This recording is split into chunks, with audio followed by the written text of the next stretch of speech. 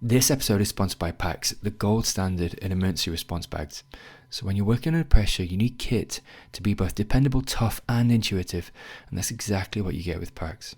Every bag is handcrafted by expert tailors who understand the demands of post-op care, from the high-tech, skin-friendly and environmentally responsible materials to the cutting-edge welding process that reduces seams and makes cleaning easier. PAX absolutely puts performance first. They've partnered with 3M to make perfect reflective surfaces for better visibility, and bright grey interior makes finding kit effortless and fast even in low light. With over 200 designs, PAX bags are made to suit your role, your needs and your environment. And thanks to their modular system, many bags work seamlessly together no matter the setup.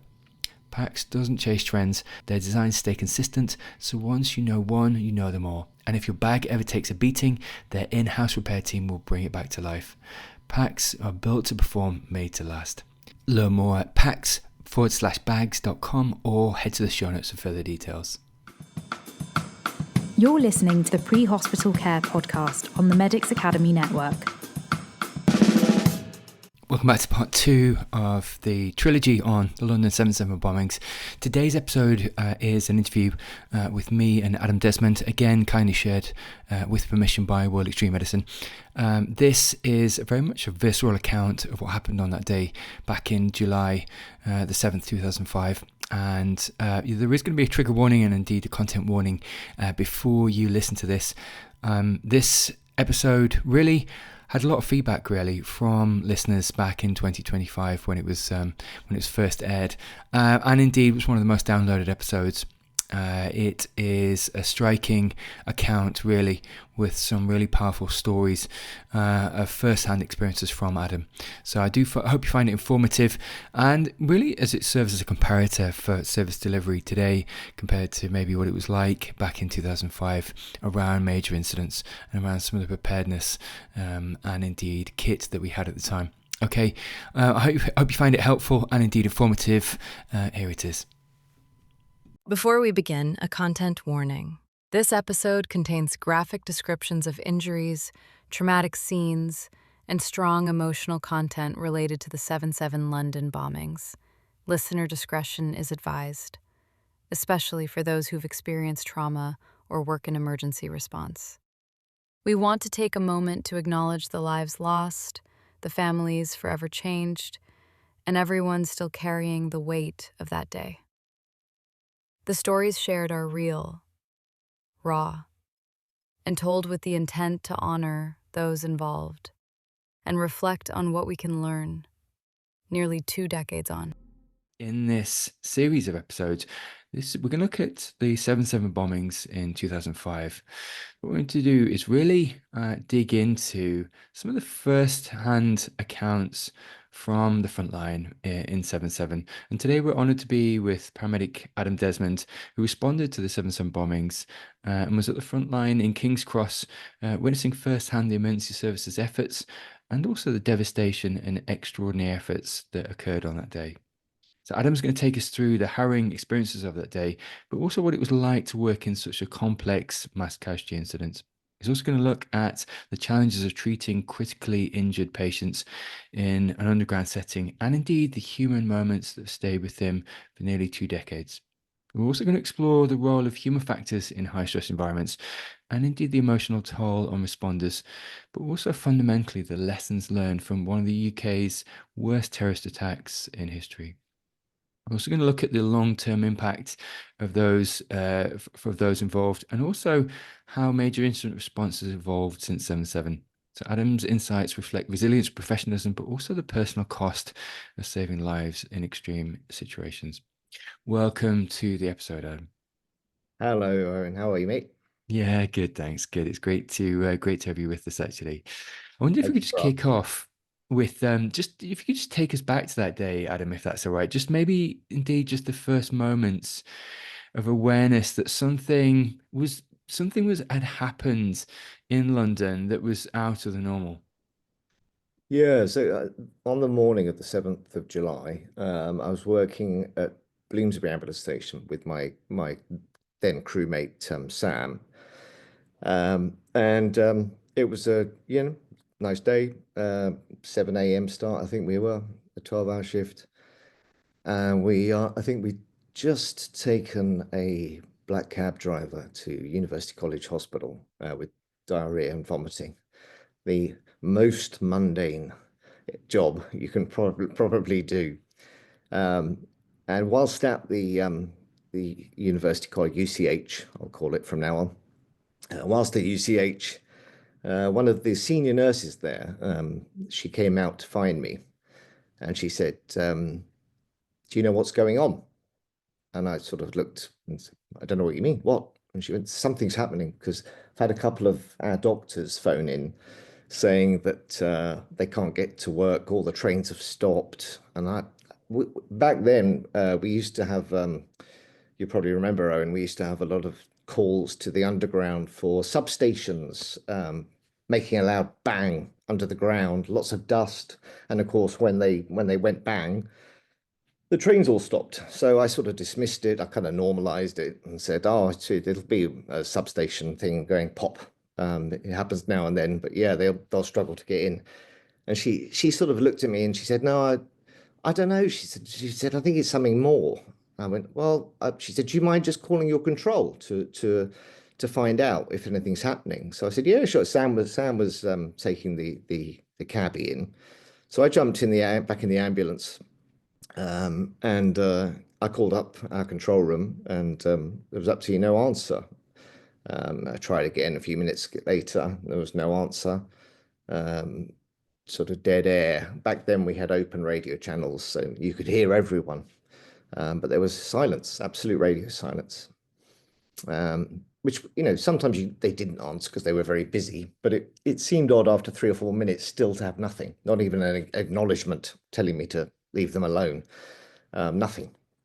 I went back into UCH and I found the chief nurse there, the head nurse there, and I said, I can't get through. I can't get through at all to our control room. And she went, "Well, isn't that odd?" I said, "Yeah, I suppose yeah, no, it's a bit odd." She said, "Can you phone them?" So I said, "No, don't have a number and stuff like this." I said, "I'll keep trying because we'll be here a little while with this. Sam's dealing with booking this chap in." And then as I was walking back, she said to me, "Can you just come with me for a minute? Because there's something going on in reception." So I went to reception, and 2 or 3 members of the public had run into UCH, and they were just saying words such as, "You guys need to be there. You need to get down there now." And 1 or 2 of them had dust, covered in kind of dust and soot. And they didn't have much dialogue about them. They were just they had that look of just total shock on their faces, which is obviously, I always say, we talk about red flags, don't we, in medicine? We talk about you go to somebody having a heart attack, they'll the impending doom red flag. But nobody ever teaches you what the signs and symptoms of impending doom are. They just say they'll have impending doom. Now, I don't know about you, Owen, but I've never, ever in 30 years met a patient having a heart attack who said to me, "Oh, Adam, I've got a terribly tight chest. I'm pouring with sweat. I feel sick and my left arm hurts." And I'll say, "Well, anything else?" And they'll go, "Yes, definitely have impending doom. I definitely have impending doom." They don't say that, but they behave in such a way that implies impending doom because they think they're going to die. And the symptoms of impending doom are massive. So major incidents do have red flags. They definitely do. And we were starting to see them that morning. So I went back to the ambulance and I tried to call control again. I think I actually saw you, Owen, and Ken. I think you were in the ambulance ahead of me. And I tried calling again and we had dead air, absolute dead air on the radio. So Sam and I made the decision to self-activate to King's Cross. We thought we'd just drive around there, see what's going on. It's not far at all, about a 5-minute drive. So we headed off, as I think you guys did as well. And on the way down to King's Cross, we saw coming the other way, traffic behaving very strangely. I saw a lorry mounting the pavement to go round a red traffic light, just blasting his horn. People running, people crying, Some people again covered in soot. Some men had taken off their tops. This is something we see with impending doom: is people will undress. I have no idea why, but they undress sometimes completely. And when I say men with their tops off, builders, it was summer. You expect to see a builder working with his top off. You don't expect to see a city boy running down the road in his, suit trousers, but with his shirt off. It was very odd. So we had a feeling something big was going on. And then we arrived at King's Cross, and yeah, there were about 500 people outside, all dazed, confused, trying to work their mobile phones, which wouldn't work. Some covered in dust. So yeah, it was very apparent by then something big had gone on. I knew it was something more than a substation. It was definitely something more than a substation at that stage. So yeah, those were the early moments of realizing and spotting some red flags that it was a different day. Yeah, indeed, indeed. And like you said, there's almost these atypical signatures of things that you just don't normally see. And so we, myself and Ken, went down, pulled up at King's Cross, but never actually went down because it was so fresh at that point that it was still giving us a power surge. And then there was make ambulances 10 on the radio down in Aldgate. So that's where me and Ken Murphy went to. But could you, because it was extremely difficult, and I think my question really is around if you could just maybe paint an image for listeners and viewers just how difficult logistically. So you get to King's Cross, it's probably one of the deepest tube trains, tunnels and lines that the explosive device detonates on. And could I get to speak to fundamentally what you encountered when you got to the location, and then maybe just a semblance of just how difficult it was to even get to the casualties? Yeah. So as we pulled up at King's Cross, as I said, a good 500, it may well have been more people, standing covered in dust. Again, some crying. We saw something that definitely shrunk my bandwidth at that point was two things. When we pulled up, 4 or 5 people let themselves into the back of our ambulance. They just opened the back doors and got in. And I spoke to them, and I may as well have been invisible. They would just look through me. And I realized now that when you attend incidents like that, bandwidth failure for the public is a massive, massive thing. And they will not be able to follow your instructions. They won't have the capacity. They just won't. So leave them alone is what I would say now.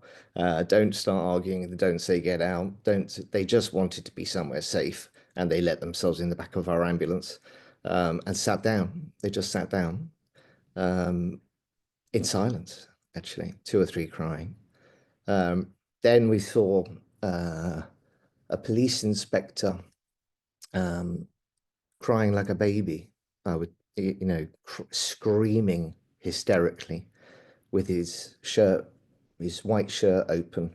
You could see his 2 pips on his shoulder, and he was being carried by 2 police constables because he was completely hysterical. He couldn't walk or anything. He was wailing and thrashing his arms around, and he was bundled into the back of a police van and driven off.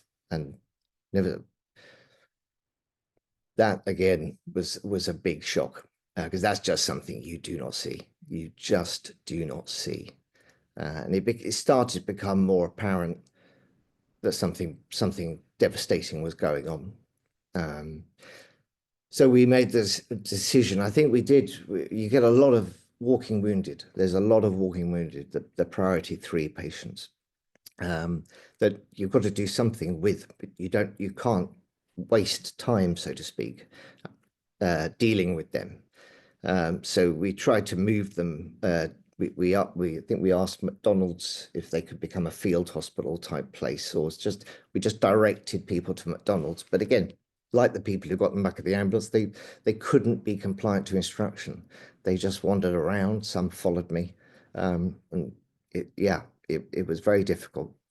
And then Sam and I said to each other, well, we need to go down to where these people have come from, and find out what's going on, because these things, they evolve very slowly. Nobody tells you you're on your way to a man who's exploded his bomb on the carriage of the train, and no one says that to you. No one. It just evolves, and even after the event, you still really don't know what happened. It's an evolving day. And so Sam and I decided to go downstairs to find out what's going on. And I remember this vividly. We're at the top of the escalators at King's Cross, and it's a really long escalator. And I think there were 3 or 4 of them. I think there were maybe 3. And of these escalators, and this is what I mean about bandwidth failure. Of these 3 escalators, there was only me and Sam there, just the 2 of us. Totally silent station, no one around, no one. 2 of the rolling stairs were coming up towards us, and 1 was going down to where we needed to go. And Owen, I couldn't work out which one to stand on to go down. All I saw was the movement of silver, because they're all bright silver. The movement of silver stairs and silver rails, just this constant movement forward like this and backwards. And I was just staring for about a minute because I didn't know which one to go on. And I had to ask Sam, how do we get down? And he looked at me like I was mad. And my bandwidth was here. So when I wanted to talk to Sam, I had to turn my head completely. I had no peripheral vision at all. I was looking at these 3 things, just thinking, I don't understand. I've been on, I mean, I was, I think 32 or 33 at the time. How many escalators had I ever been on in my life without issue? But I couldn't work out which one to go on.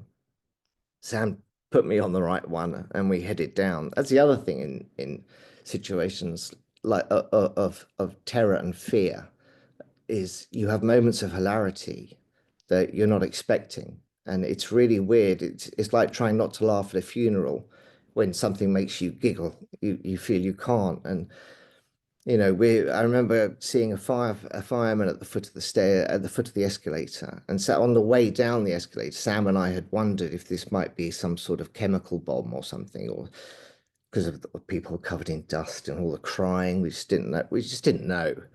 And I thought, I'll ask this fireman as we go down, he'll know. So I shouted, I said, mate, do you know, this is as we were coming down the escalator still, when he's at the bottom, he's all by himself. I said, are we happy this isn't like a CBRN thing, a chemical, biological thing? And I kid you not, mate, this man took his helmet off and sniffed the air. He went, and then he went, no, you're all right, lads, you're okay. Come on down, come on, you're okay. And then we went onto the platform where there were more fire brigade, and I actually had an argument there with the senior fireman there, because he wouldn't come in. He wouldn't come into the tunnel. He said, no, grounds of safety, we're not coming in. And I said, grounds of safety, mate, there is no safety. There is no safety. We know it's not safe, but no one else is going in. And we had about a 2 or 3 minute argument, which I'm sure he feels he won, because they didn't come in with me and Sam. And Sam and I headed off down into the tunnel, where we saw. Did you watch Stranger Things? You remember Stranger Things? Yeah, I do. Yeah. When they go into that other world, they go into the upside down land, is The it? upside down world. Yeah. And so they go from lovely, lovely peace and harmony through that void into, well, hell, fear, worry, concern, just total fear. When Sam and I walked from the lighting of the underground station down those tracks into that black hole, that tunnel, entrance. When we walked into there, I didn't realize until when I watched Stranger Things with the kids, 19 years later, 18 years later, I became triggered by Stranger Things. That movie, seeing those kids in that show go through that work, that's what we did. That's what we did when we entered that tunnel. I was absolutely terrified walking into that tunnel, mate. Absolutely terrified. Just me and Sam, just the two of us, walking down towards who knows what. And we saw on our way down the tunnel, we had, you know what we had for torches? We had those little fridge magnet, not magnet, those little white pen torches that you recharge by putting them in the fridge. Pathetic, absolutely pathetic. We were trying to see where we were going. Anyway, it was better just to let your eyes adjust. And we got a little further in the tunnel, and I remember seeing coming towards us two colors, pink and yellow. That's all I could see at the far end was pink and yellow. I said to Sam, I've just had that issue, mate, with the escalators. Can you just confirm for me? I can see pink and yellow. Can you see pink and yellow? And he went, yes, I can see pink and yellow. It's not you, Ad. It's real. I went, right. What is it? And he went, I don't know. And then as we got closer, we realized it was two men who we now, well, I lovingly refer to as the golfers because they were two 50-year-old men, one in a pink jumper, one in a yellow jumper. They looked like golfers. They really did. They looked like golf to play golf. But they're covered in dust, and they had down the middle of their pink and yellow jumpers was black, where the soot, they'd had jackets on that had either been blown off or they took them off because it was hot. Because that's the other thing, the air conditioning of the underground system is the movement of the trains. So when the train, as you know, mate, when the trains stop moving, it gets very, very hot extremely quickly. So it's a good 40 degrees down there where we were. But they had these black strips down the middle of their jumpers. And I said to them, "You okay, guys? You've come from the train?" And they said, "Yeah. Forgive me if I get emotional when I talk about these men, because I just had an instant bond with them." Um, and they went, "It's don't go down." He kept saying to me, "Don't go down there. Don't go down there, son. Don't go down there, son." He had my head in his hands. That was the level of concern. He wanted my eye contact. He went, don't go down there, son. You don't need to be there. His words were, "You don't need to be there, mate. You don't need to be there. It's hell. It's hell." And I said, "Mate, we've got to go. We've got to go in. And no one else is going. We've got to go in." And he went, "It's hell, mate. It's hell." He just kept saying it. Eventually, I directed him down to the platform we'd come from, and Sam and I carried on down to the carriage, where we met Phil Nation, who at that time was a HEMS paramedic. And Phil directed us to go through the train to get to some people who were still alive, but they'd been blown out the train and hit the tunnel wall, and they were down by the wheels of the train, between the wall and the train. But it was when trains are in the station, of course, they're easy to get in and out of because the platform's the same level. When you're standing in the tunnels, anyone who's done a one under where you're dealing with a patient under a train, the trains are enormous. They're enormous. So it was up to here for me to climb in, and I couldn't get in. Again, it might have been a bandwidth issue. It might have been a fitness issue, the heat. I don't know. I couldn't get in, and I really struggled.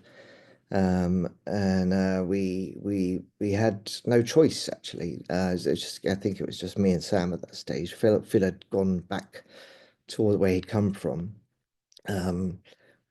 but to move a couple of torsos and stand on those torsos to get in, and that was a moment of total disbelief of what you were doing with these human beings and what they've been through.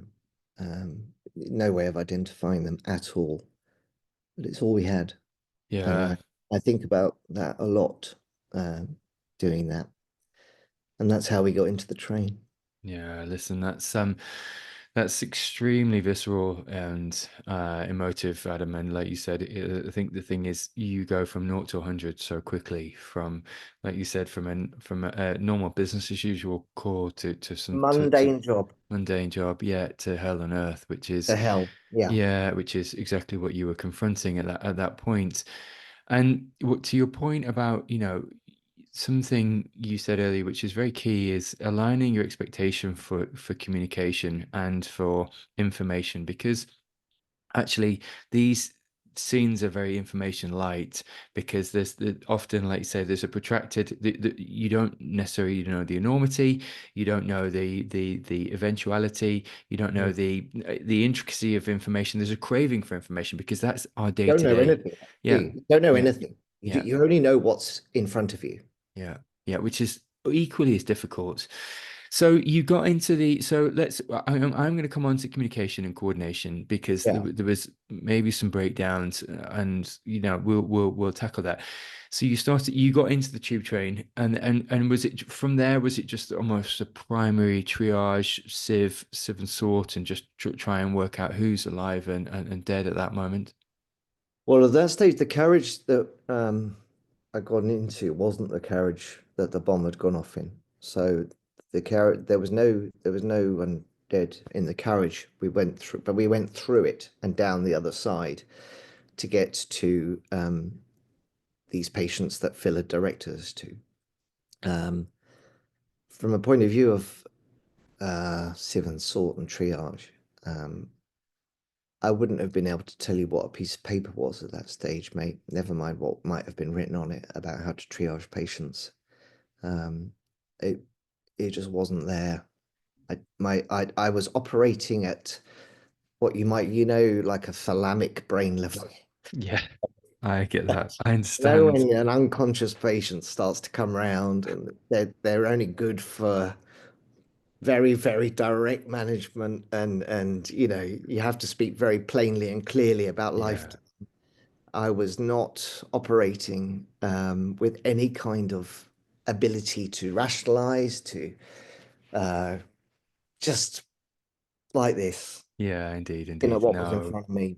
And listen. knowing that Phil had asked us to go through and find these people. So from a communication and coordination point of view, my communication so far had been seeing a hysterical police inspector who was supposed to, I would imagine, bronze or silver, um, who was carried off crying.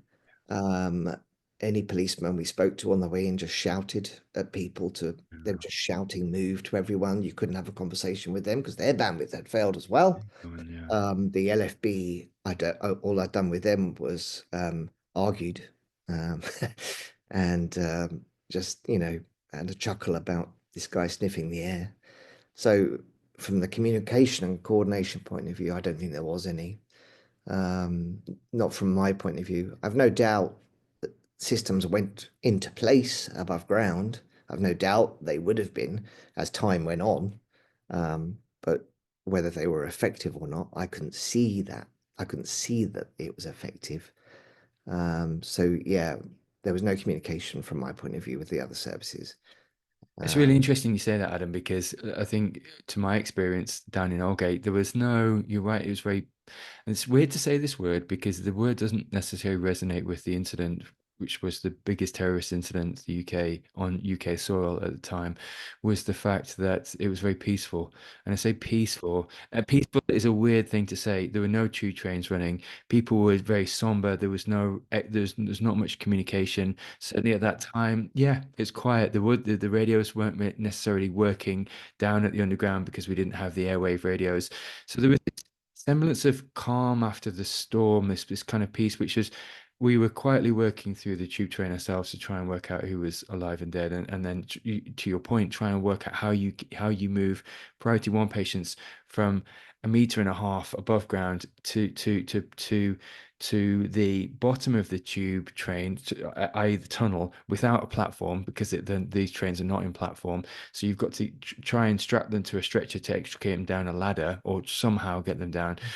And then to your point around try and just sort out some kind of logistical effort with the London Fire Brigade or otherwise to just try and to drop these patients off at a place where you can hand over to then, so there's some kind of sequence of flow and of movement. But you're right, the police were very somber, very quiet.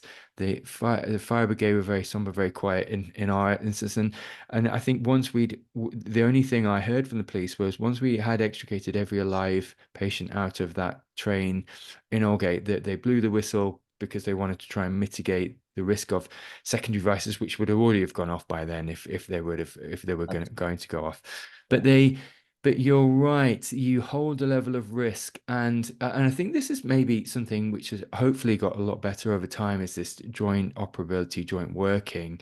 But but you're right. You have to realign expectations for levels of information, and you've got to stave off that craving for knowing everything, because that's not necessarily the case at Okay. all. Yeah, it's not coming. But can I get you to speak to? So you have already spoken to this, and I think this is a really central point, Adam, around human factors and like the fact you're right. Your peripheral vision, your hearing loss, your sense of Mm, time, mm. um, all either dilates or narrows, and so actually, what's expected of you has to be, and what's expected of yourself fundamentally when you're talking to yourself has to be very much more. You have to realign your own expectations about trying to do simple things well, because to your point, calculating sort and sieve, um you know, calculations out on a tube train is completely unrealistic. But just trying to do simple things well. Could I get to speak to I guess, yeah, just the human factors really that are at play, and how your decision making evolved, Adam, and indeed the team dynamics, maybe even just between you and Sam.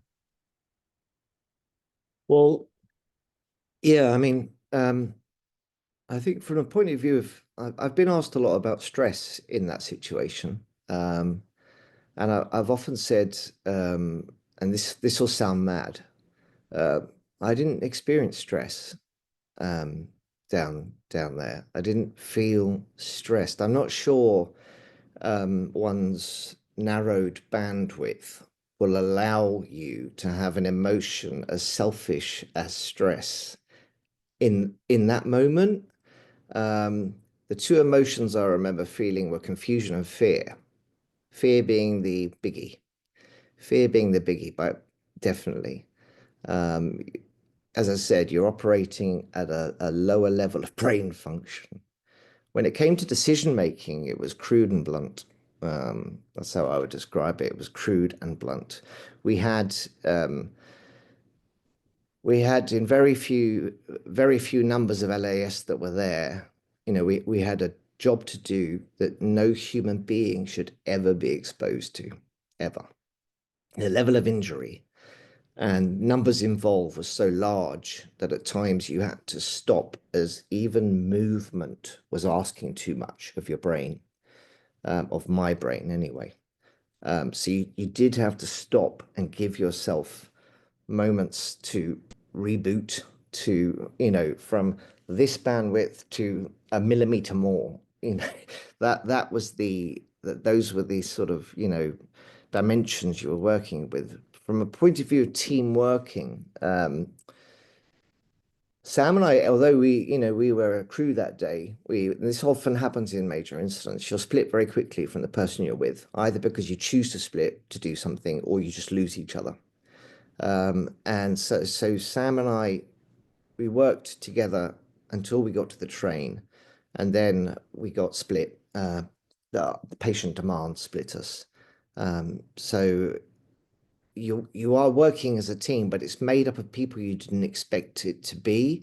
So from me, my team of three were me, a 60-year-old grandmother who worked for London Underground, who I'll love for the rest of my life. I have her in my head every day.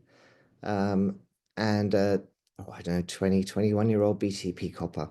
That was my team, me, her, and him.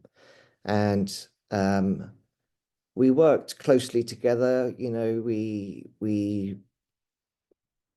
you're crying whilst working.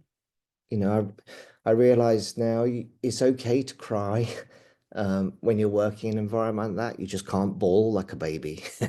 You can't sob, but you can weep with dignity whilst working. And all three of us were doing that and supporting each other.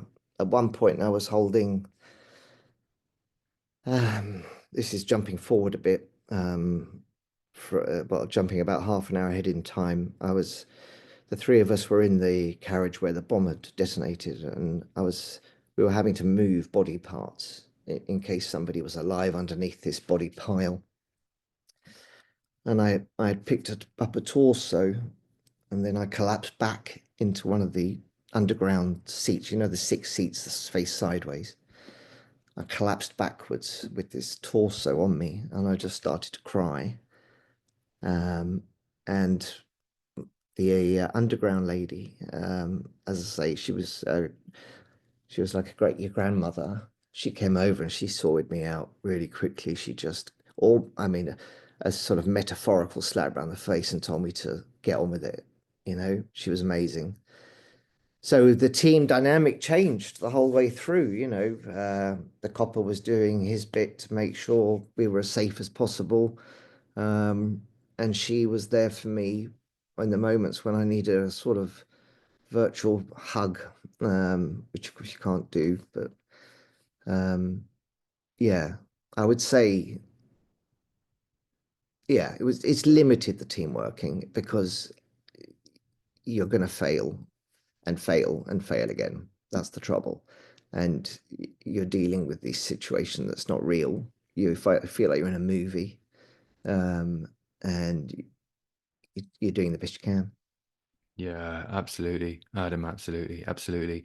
So let's just, because I'm going to ask you about training and also leadership and psychological impact. But whilst we're sort of still within the narrative and like say recollecting your thoughts on that day, there was a patient that stayed very much with you, Adam, and I guess in a way typified the chaos of that day and indeed the relationships of that day. So I'll come back to the training, the leadership, and the psychological impact. Yeah. Could I get you to speak to Samantha about him and just the moments when you just really, because I believe, true to say, that stayed with you for over 2 decades. Could I get you to speak to that story and that patient interaction and indeed how that's played out? Yeah, she's very much part of my life. I always say I think about Sam every day for about, sometimes 30 seconds, sometimes 10 minutes. I think about Sam every single day. Um, and I don't want that to go away. I'm good with that. So Sam was traveling to work that day with her fiance Lee Harris. They were in the carriage when the bomb detonated, and the two of them, they must have been quite close to the bomber. Um, the two of them were blown through the wall of the train and hit the tunnel wall. But when he detonated, the train was moving. So they were 3 carriages back because it took that long for the train to come to a stop. And as the train was coming to a stop, the two of them were being rotated through the narrow. It's only, I don't know, about as wide as your shoulders, isn't it? Between the tunnel wall and the train, it's really tight. So the two of them were rotated like this between the tunnel wall and the train, exterior of the train, as it came to a stop, and they landed by the wheels. So Sam and I had been directed by Phil to go to find these two because he knew they were alive. And we went through the carriage, jumped down into this space, and then we saw them. They both had catastrophic injuries. They both, from memory, well, Sam had lost her right leg, and her left leg and Lee's right leg were wrapped like when a girl has plaits. They were wrapped 2 or 3 times, maybe more, around each other, lying next to each other, and in a fair bit of pain. I had brought my paramedic bag in with me for some reason.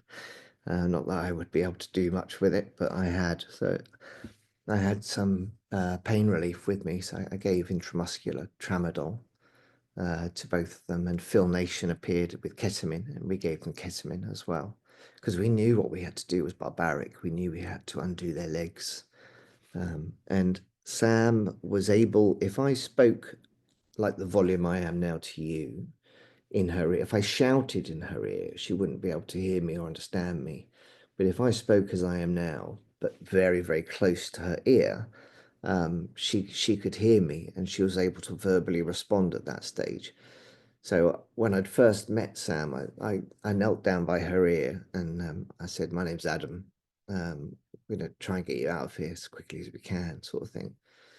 And she said, "I'm Samantha, but don't call me Samantha. I want to be. I'm always Sam. I hate Samantha."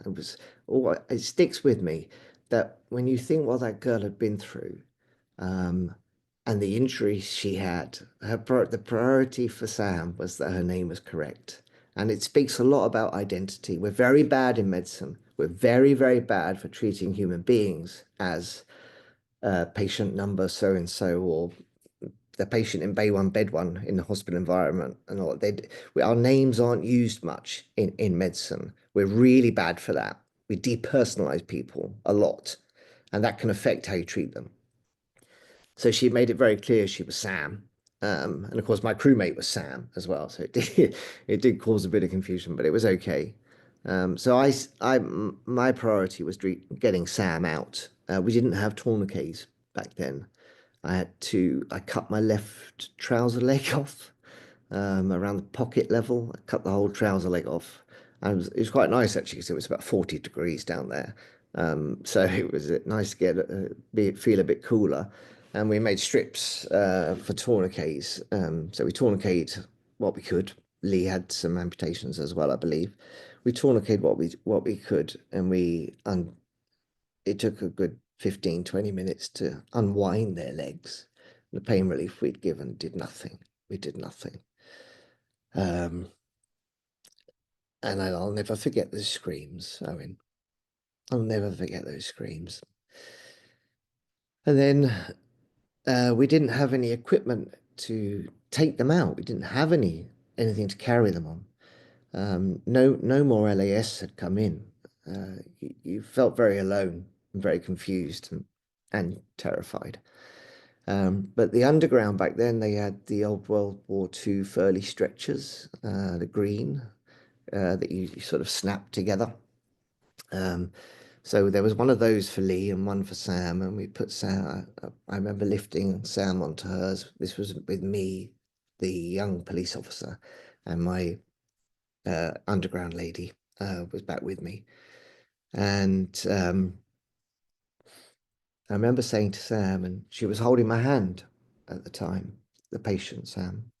She was holding my hand, and I leant down to her ear, and I said, "I'm going to take you out of here now, Sam." And I remember she squeezed my hand really tightly, and she said, "Are you going to leave me?" And I said, "I'm not going to leave you while we're in the tunnel, but when we get upstairs, I'm going to have to come back down here." And she gripped my hand, and she said, "Please don't leave me whilst you're taking me out. Please don't not be here." I said, Sam, I won't leave you. I won't leave you. But when we get to the top, I'll have to hand you over to some other people." And she was okay with that. And then me and the underground lady and the copper, we were carrying, the copper and I were at the head end of this stretcher, and the underground lady was at the foot end. And we were carrying Sam out towards King's Cross.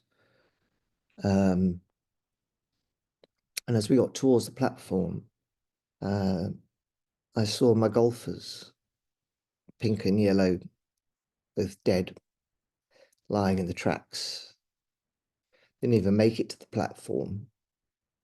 And I tell you, mate, if you want to know what abject failure feels like, mate, if you want to know what complete fucking uselessness feels like, it was that moment then for me. I could have put Sam down and just got onto that train, curled in a ball, and people, I just think people will find me at some point. I'll just stay here. I don't need to be doing, I can't do this. I can't keep failing everybody. I can't keep doing it. I've just used two torsos as a step ladder. I've just put Sam and Lee through the most painful experience they'll ever experience on doing their legs. I've told my golfers they're going to be okay. Just go down there. You'll be okay, guys. And they probably made another 20 steps, 20 steps. And it was seeing that pink and yellow down by the tracks finished me, absolutely finished me. But you've got to go on, haven't you, mate? You can't curl in a ball under the train. You can't. So we carried on. I'm still holding Sam's hand. And we put Sam on the platform. And then the fireman I'd had an argument with earlier came over, and I won't I won't say how bluntly he said it, but he told us that was what we'd done was wrong. He told us that he referred to Sam as that because of how she looked. I'm not being funny, mate, but that should be in a body bag, shouldn't it? Were his words. And at that stage, I'm embarrassed to say, I went for him. I went for him. And I'm not a fighter. Never had a fight in my life. And he was huge, Owen. He was enormous. It was pathetic. I always say in my talk I give, I'd love to say I look like Jean-Claude Van Damme, but I should imagine it was a lot of this business going on. And the copper was grabbing me and holding me back. The fireman was calling me every name under the sun. And it was pathetic. It was absolutely pathetic. But I'm at thalamic level, mate. I'm at thalamic level. Anyway, I was dragged off him and I went back to Sam, and Sam had died. All I had to do, mate, was hold her hand. That's all I had to do was hold her hand. And I didn't. I let her down.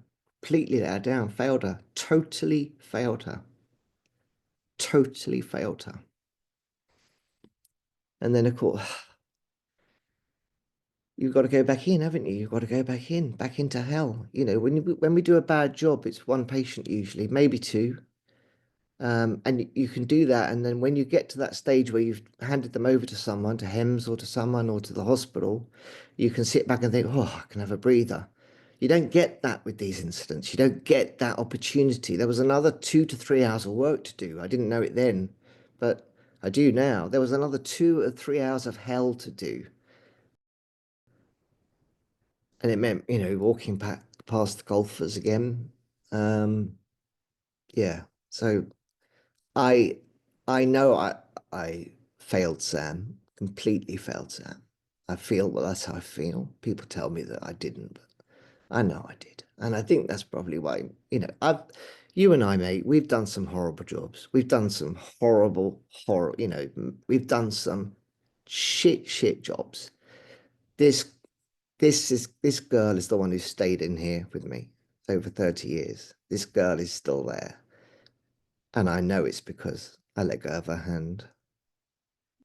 Yeah, Uh, listen, that's powerful, Adam, because like you said, there is patients which stay with you over the period of time, over your whole life actually. And I can very yeah, much attest to that. yeah, Um, so one of the questions on the back of that really is because we've spoken offline about this, and certainly you've just really reflected this now about the psychological impact, Adam, mm, of and the gravity of incidents like this on you as a person, as a clinician, as a father, as yeah. a parent, as a husband. Could I get you to speak to just, I guess, in a way, how your own anecdotal reflections on the psychological impact. Like you said, you think about Sam every day, but Mm. also the psychological impact you saw on other staff. Because true to say, there was massive reverberations and impact on other staff around you as well. And we've spoken offline about some of the PTSD which other colleagues experienced. Could I get you to speak to sort of your reflections on the psychological impact over 20 years? Yeah, of course, mate. Yeah. Um, I remember, well, at the time, I actually went back to work very quickly, um, considering how it would be managed now would be very different to how it was back then. I mean, I sort of felt okay back then. I was okay talking about it because it was so recent. It was a week later I was back at work, so was Sam. You have so many people asking you about it that you are inadvertently having a very crude form of counseling in a way, because you're talking about it a lot. Um, Not in the detail I've just done now. It's taken me 20 years to be able to speak out loud as I have with you just now. Um, but you're asked so much. You talk about it a lot. People want to know. My wife is a huge support to me. She's a paramedic as well, as you know, Mel. I knew I could talk to her about it in depth. But it's really only in the past year or 15 months since actually Mel, she's encouraged me to start delivering a talk to staff in the London Ambulance Service about 7/7, about my experiences, about bandwidth failure and human factors. It's really only the last 15 months that I've got better about talking about it. And each time I do one of my talks, I think I've done 16, 17 talks now, I find myself able to give 2 or 3 more% of what I've said in the last one. It just enables me to get it out. So since she's encouraged me to give those talks, yeah, things have improved. I find that yeah, each time I do it, I'm able to offer more. I did have counselling at the time. I don't know if you did actually, mate. The LAS provided counselling, um, and I really liked the lady who I think I had 4 or 5 hour long sessions with her. I really, really liked her. I really, really did. I should imagine I could have told her anything. I should imagine I could have told her everything I've just told you, but there's no way I was going to. One, because it was way too soon. I wasn't able to tell myself really what I was feeling. And two, my own inadequacies led me to believe she wouldn't be able to handle it, which, in hindsight is ridiculous. Of course she'd have been able to handle it, but I didn't feel I could speak freely to her about what I'd done. And um, yeah, it was just too soon. And she wasn't you, Owen. She wasn't my peer group. She wasn't my colleagues. But it was just way too soon. I felt that she would judge me, I think. I felt that I would be judged for how many people I failed on that day. In particular, Sam Badham, in particular. I felt I would be judged. Um, Now I'm okay. I talk about a magic pill when I do deliver my talk. If a psychiatrist said to me tomorrow, Adam, I've got this pill. It's not a Zempic, don't worry. It's a pill. You take it once. It's not a course. You're not on it for life. It's one pill you swallow once, and all of it will go from your head. You'll never ever have to think about it again. Well, mate, I should imagine you'll give the same response to this. There's no way in a million years I would swallow that pill. What kind of self-centered, selfish wanker would I have to be to swallow that pill when imply my day was worse than Sam and Lee's day? My experience is worse than what they went through. You know, I, perspective is everything. Perspective is everything. I've been able to go on, have a family, have children. She hasn't. She hasn't. She hasn't had, I think she was 30 when she died, you know? So how dare I even consider forgetting her? Never would I would want to forget. Never would I swallow that pill, ever. You've got to feel good about who you're looking at in the mirror, haven't you? You've got to, when you see yourself in the mirror, you've got to feel that you are still remembering the horrors of life. Yeah. Because it's what gives you perspective later in life. It's what she made me. My experiences with Sam made me a better clinician, much better clinician. I know it did. I was 10 years in the job then. I was cocky. I was arrogant. I was, I thought people were abusing the service all the time, blah, blah, blah. You've heard it a million times, mate. They're not abusing the service. They're just scared when they feel ill and they don't, we understand. So I wouldn't want to forget Sam ever, no matter, even though, it does make me sad at times. I agree. I agree. I think to your point, Adam, it makes you the person you are now, and it also Yeah. makes you a lot more empathetic Yeah. as you are now. So it actually fundamentally changes you.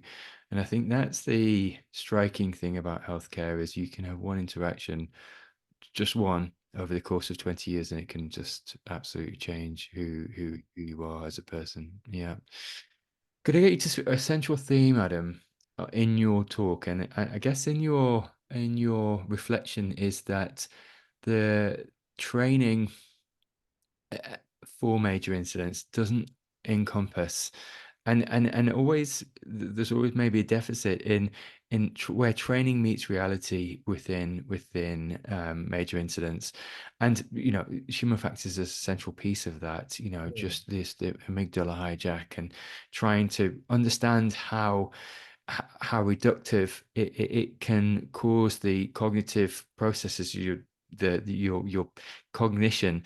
Could I get you to speak to your thoughts on training and indeed how we can maybe better leverage that for major incidents? So yeah, I mean, we train for major incidents better now than we did. Um, but I mean, I've done 5 major incidents. Brixton nail bomb, Soho nail bomb, 7/7, Ladbroke Grove train crash, 7/7, and the Westminster Bridge attack. And training is completely unrealistic. In that we all know why we're there. We all know that we're there for major incident training. And as such, we're there in large numbers and we all have the right kit and we've all checked it works. And we haven't got a stupid torch that you recharge in the fridge for when you go in a tunnel. Um, we know we know what's coming because we know it's a major incident training day. Other services are also there. We do combined training together, the police and the fire brigade. And as such, they know why they're there and they're all kitted up and they're there in large numbers as well. We're given a briefing before the incident begins telling us what's going to happen, which, is completely, you just don't get that. Our patients are rubber mannequins usually with labels on them describing the injuries they have. And managers are there in high numbers performing their silver and respective bronze roles to perfection. Whereas the reality is we arrive in drips and drabs. We have no idea what's happening. As we've discussed, we have absolutely no ideas what's happening, and it evolves slowly. The other services are arriving sporadically as well, but I've never seen a training day where a police inspector is carried away crying and driven away straight away. I've never been on a training day when the fire brigade refused to come into the train with you. So they're all there, but the reality is on the day they arrive sporadically. Bronze rolls are limited to a few at all, if at all, rather. There's no briefing. You don't get a briefing. Our patients are usually in extremely high numbers in the reality. They're not made of rubber. They're not lying motionless on the ground with labeled injuries. Some are dead, some are just body parts, some are walking around crying, some are catatonic. You don't usually see managers, you don't see bronze rolls, if you like, until you come out the incident at the other end, hours later. So training is helpful. I don't want to dismiss it. Training is helpful. in that there will be elements of it that might give us some muscle memory. Um, but what training can't do, what it will never, ever be able to do, is imitate fear. You can't train for fear. It just can't happen. That level of fear. At all 5 major incidents I've attended, I've been scared throughout all of them. You know, you've asked me about stress. Again, I didn't feel stressed at 7-7. Maybe fear overrules stress. Who knows? So yes, training's important, and yes, it's important we keep on doing it. Will it help on the day? I'm not confident of that. So listen, I agree with you, and I think there has to be some semblance of reality injected into this training where, like you said, it's segmented attendance, so there is it's sporadic, and again, that mimics reality. I would, like you said, you can potentially train for other services, human factors, and actually putting challenging circumstances in there. So for instance, if there was an S bar or a silver meeting on scene, you know, just look at how that might work from someone who's lost their bandwidth. Look at other services if they were to lose their bandwidth. There's multiple moving factors, like you said, Adam, that actually mimic reality far more aligned. Could I get you to speak to leadership? You have spoken about, like you said, you get split from your familiar, so you are working with a completely unfamiliar team in most of these incidents, because, like you say, demand outstrips supply. You just get pulled apart through necessity. Listening to you, Adam, it really sounds like leadership really becomes, and you have to internalize it and actually internalize some semblance of vocal, commands. We're just going to do this, then guys, let's just do this. And sometimes, like you said, you actually reliant on other people just to instill Definitely. that. But could I get you to speak to your revelations and maybe your thoughts on leadership now, having done 5 key seminal major incidents? What are your thoughts on leadership on scene? So from my point of view, there's no formal decision making in one of these incidents. It just doesn't happen. That's from what I've seen. Okay, from the 5 I've attended, there's no formal decision making. When it came to leadership, then with my team of 3 in 7-7, we dovetailed, like you say.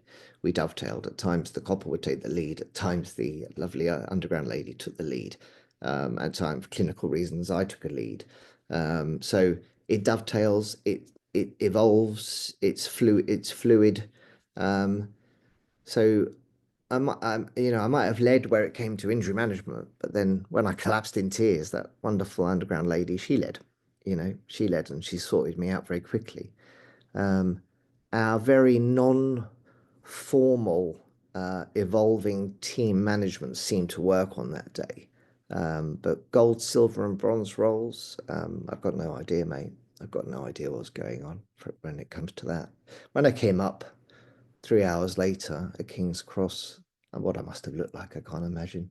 Half the trousers are covered in soot, blood and human tissue and rat shit. The rats come out as well when the train stopped. What I must have looked like, but there were people performing bronze roles, but to what level of benefit that was, I don't know. And I get people get me wrong when I deliver my human factors talk and policy versus reality in major incidents. People think I'm slagging off the policy, the major incident policy. It is a brilliant policy. I know the man who wrote it. He's well read. He is a well read, knowledgeable man. He knows his subject really, really well. My argument is it's meaningless because bandwidth failure and human factors will make it impossible for a human being to, as I said earlier, never mind the letters and words on those bits of paper, but you may not even know what a piece of paper is. That's how bad it is. That's the level you're talking about. And our policy is 70 pages long. So it's important. It is very important. that there is this policy. I get why we have to have policies in our, we have to have policy to protect the employer from the stupidest paramedic we choose to continue to employ. You know, that's why we have policy. But my argument is that it just can't be put into practice. That's the problem. So leadership is important, but meaningless on the day, in my experience. And it doesn't happen in my experience. It happens in your little team, but no one says you're the leader. No one says, it just works in your little team of three. That's where, you can cope with three, but the bigger picture, dream on, mate, dream on. Indeed, No? indeed, indeed, indeed.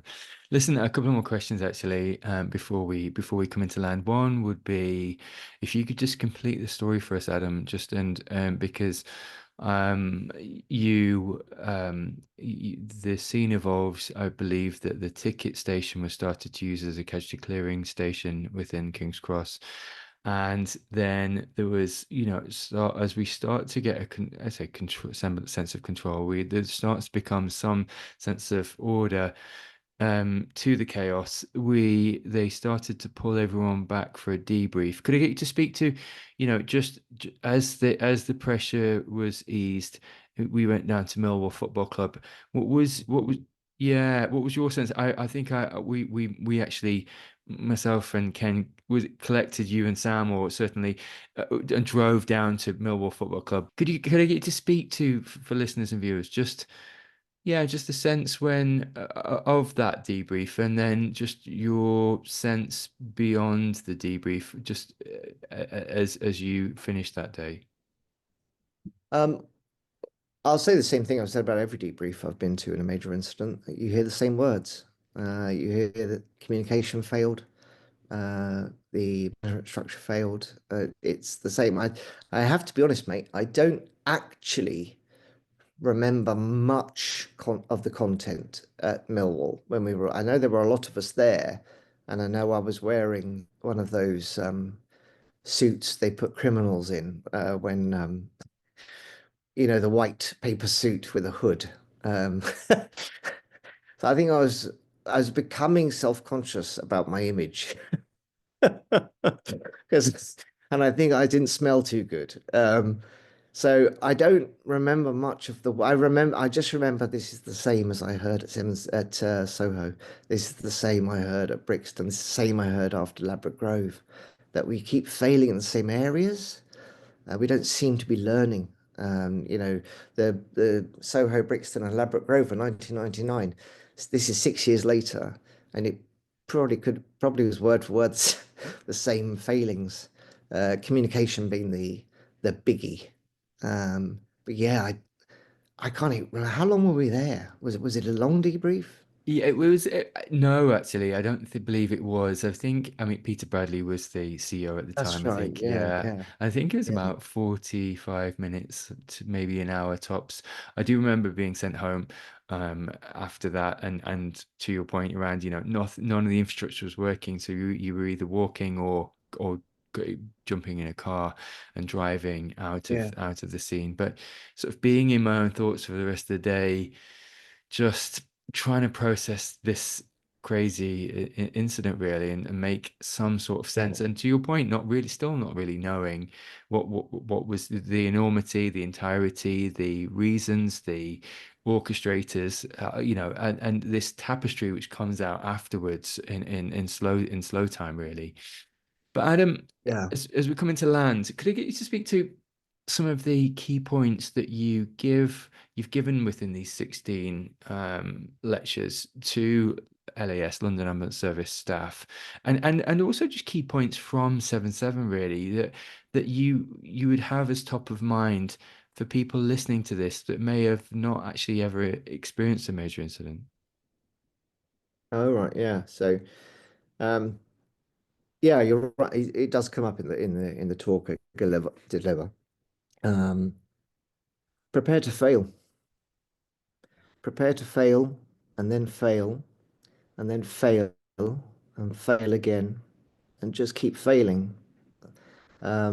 And if you get there and you're given a knee-length tabard to wear and a clipboard, and someone says you need to sort out parking. If you get there and that happens, and you are a clinician of any grade, in my opinion, you are doing the wrong job. That is not where you need to be. Yes, parking is important, of course it is, but it can come later.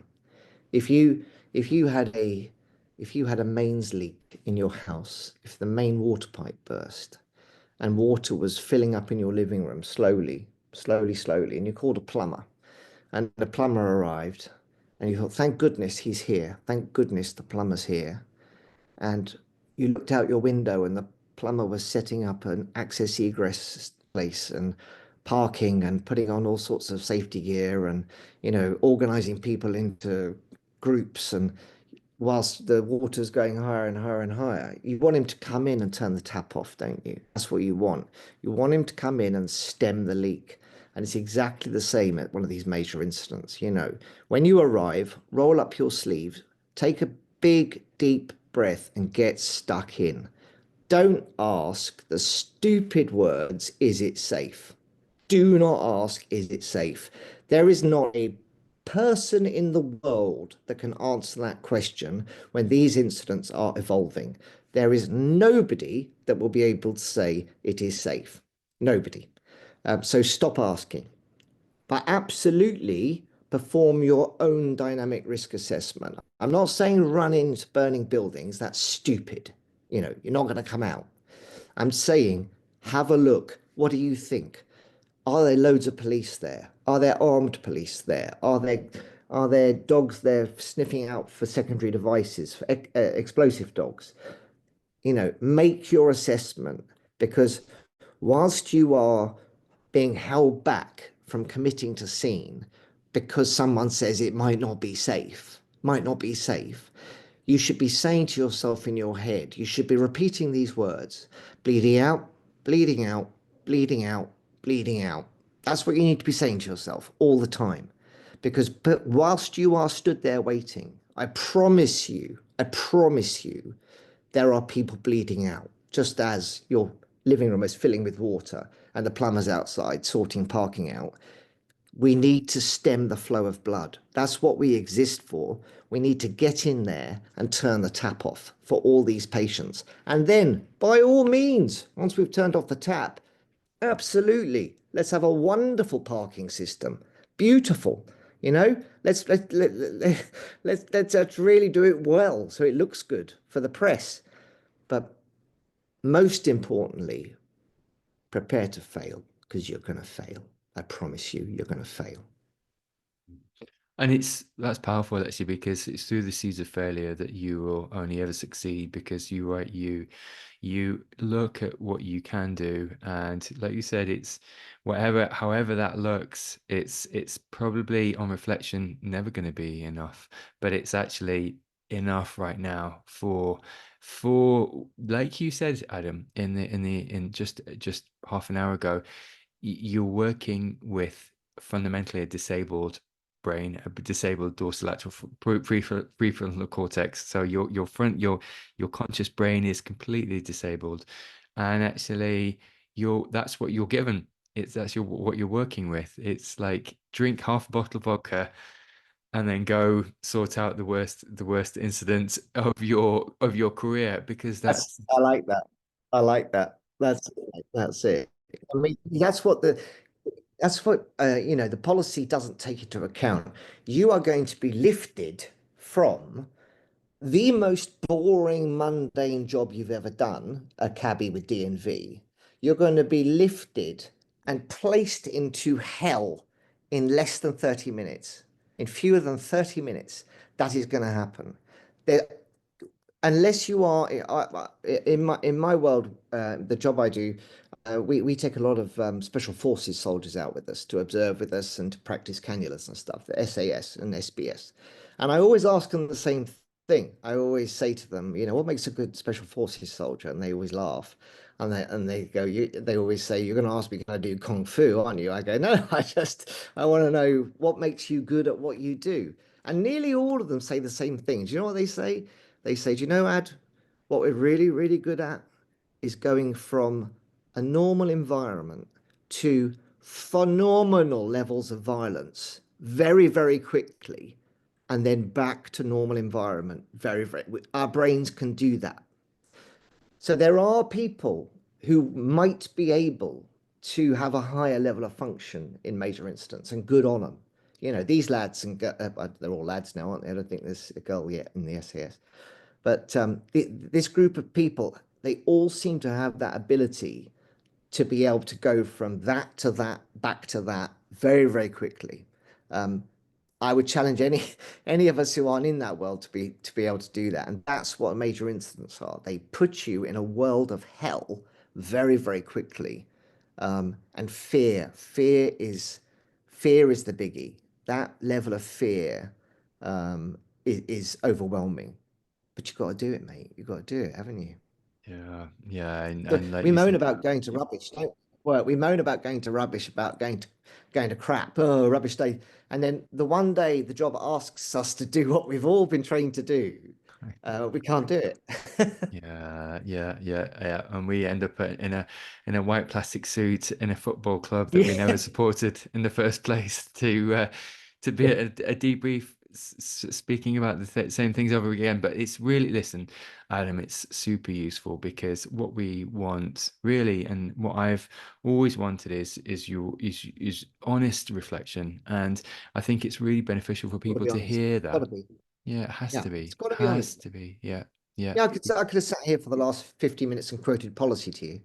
Yeah. But anyone could do that. Anyone.